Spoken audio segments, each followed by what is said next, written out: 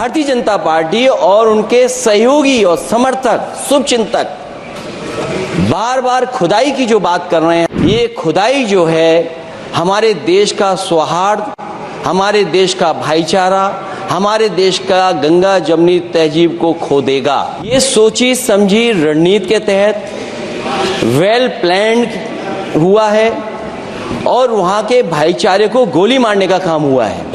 ये लड़ाई दिल्ली और लखनऊ की है। शून्यकाल से अखिलेश यादव जी। मैं धन्यवाद देना चाहता हूं अध्यक्ष महोदय आपका।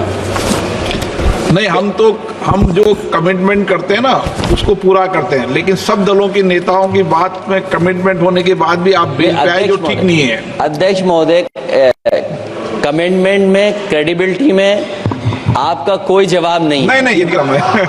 लेकिन दाईं तरफ वाले लोगों का थोड़ा हिसाब किताब अलग है। अध्यक्ष महोदय, मैं धन्यवाद देता हूं आपका कि आपने बहुत महत्वपूर्ण घटना पे मुझे बोलने का अवसर दिया है। संभल जो इसलिए जाना जाता था कि भाईचारे के साथ वहां रहते हैं लोग, वहां अभी से नहीं, सदियों पुराना भाईचारा हजारों साल से इसी तरह रहते आए हैं। लेकिन अचानक ये जो घटना हुई है, ये सोची समझी रणनीति के तहत वेल प्लान्ड हुआ है और वहाँ के भाईचारे को गोली मारने का काम हुआ है। जो घटना हुई है वो सोची समझी साजिश है। वहाँ जो खुदाई की बात लगातार अध्यक्ष महोदय देश में कोने कोने पर भारतीय जनता पार्टी और उनके सहयोगी और समर्थक शुभचिंतक बार बार खुदाई की जो बात कर रहे हैं अध्यक्ष महोदय, ये खुदाई जो है हमारे देश का सौहार्द, हमारे देश का भाईचारा, हमारे देश का गंगा जमनी तहजीब को खो देगा। मैं आपका धन्यवाद इसलिए भी देता हूं कि इस महत्वपूर्ण जो साजिश हुई, और वो साजिश सोची समझी इसलिए मैं बोल रहा हूं। उत्तर प्रदेश का चुनाव था, पहले 13 तारीख को चुनाव होना था और 13 तारीख के चुनाव को उन्होंने बढ़ा करके 20 तारीख कर दिया। और इस जो घटना है मैं आपके सामने पढ़ना चाहता हूं। अध्यक्ष महोदय, ये यात्रा रुकी क्यों नहीं है? यात्रा ले जाओ दूसरी तरफ।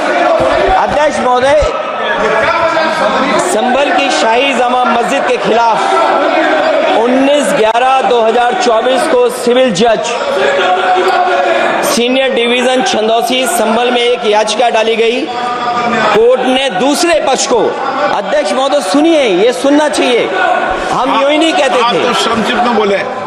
अध्यक्ष महोदय, हम यूं ही नहीं कहते थे कि संविधान ये मानती नहीं सरकार। हम यूं ही नहीं कहते थे कि संविधान नहीं मानती।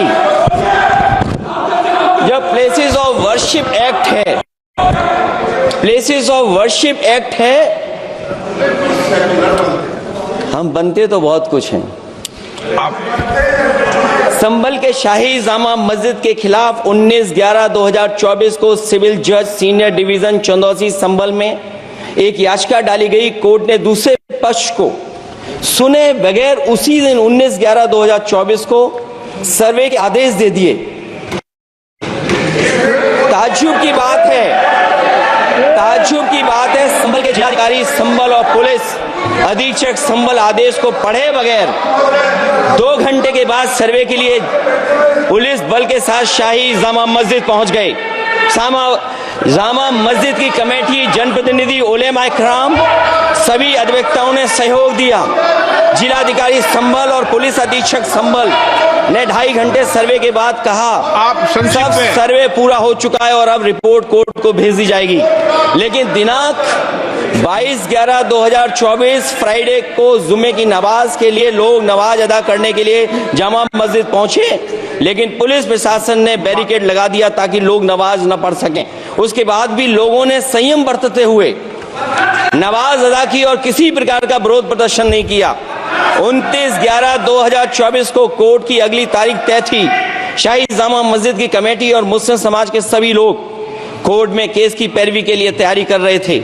परंतु दिनांक 23/11/2024 की रात पुलिस प्रशासन द्वारा कहा गया 24/11/2024 यानी अगले दिन सुबह को दोबारा सर्वे किया जाएगा। शाही जामा मस्जिद कमेटी और अधिवक्ता ने कहा कि इस सर्वे तो मुकम्मल हो चुका है, अब दूसरे सर्वे की क्या आवश्यकता है। कोर्ट के आदेश का हमने पालन कर दिया, अगर दूसरे सर्वे कराना है तो दोबारा आदेश करवाएं, कोर्ट के आदेश के बाद हम दोबारा सर्वे करा देंगे। लेकिन जिलाधिकारी संभल और पुलिस अधीक्षक संभल ने कोई सुनवाई नहीं की और तानाशाही दिखाते हुए सुबह के वक्त से पहले शाही जामा मस्जिद आ गए।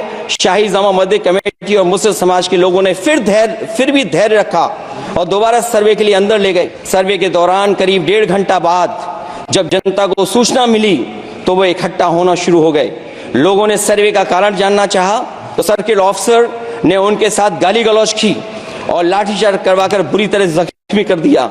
इसका विरोध करते हुए चंद लोगों ने पत्थर चलाए, जिसके बदले में पुलिस के सिपाही से लेकर के अधिकारियों तक ने अपने सरकारी और प्राइवेट हथियारों से गोलियां चलाई, जिसका वीडियो रिकॉर्डिंग है, जिसके एवज में दर्जन लोग गोलियों से घायल हो गए हैं। 5 मासूमों जो कि अपने घर से सामान लेने के निकले थे, उनकी मृत्यु हो गई। संभल का माहौल बिगाड़ने में संभल का माहौल बिगाड़ने में याचिका दायर करने वाले लोगों के साथ पुलिस और प्रशासन के लोग जिम्मेदार हैं। इनको निलंबित किया जाना चाहिए और हत्या का मुकदमा चलाया जाना चाहिए, जिससे कि लोगों को इंसाफ मिल सके और आने वाले समय में कोई इस प्रकार की संविधान के खिलाफ और गैर कानूनी घटना को अंजाम न दिया जा सके। अध्यक्ष महोदय, ये लड़ाई दिल्ली और लखनऊ की है। नो प्लीज कभी दिल्ली पहुंचे थे जिस रास्ते, वही लखनऊ वाले उसी रास्ते पहुंचना चाहते हैं। रमन सिंह जी